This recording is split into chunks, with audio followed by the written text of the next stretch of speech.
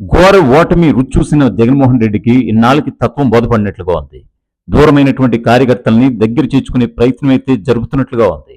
రషీద్ హత్య జరిగిన తర్వాత రాష్ట్రంలో రాష్ట్రపతి పాలన పెట్టాలన్న డిమాండ్తో ఆయన ఢిల్లీ వెళ్లి మహాధర్నా చేపట్టడం, రాష్ట్రపతికి ఒక రిప్రజెంటేషన్ ఇవ్వటం, ఆ తర్వాత నేషనల్ మీడియాకి ఒక ఇంటర్వ్యూ కూడా ఇవ్వటం, ఆ ఇంటర్వ్యూలో ఏం చెప్పారనేది ఇప్పుడు సర్వత్రా రాజకీయ వర్గాల్లో ఆసక్తి రేగింది.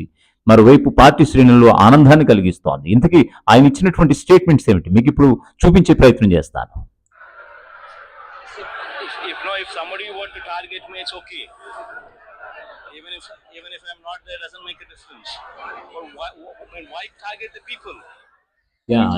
దీని సారాంశం ఏంటంటే హత్య చేస్తే తనను చేయడం, అంతేగాని తన పార్టీకి తనకు ఓట్లేసినటువంటి ప్రజలను కాదని ఆయన ఘాటుగా హెచ్చరించారు.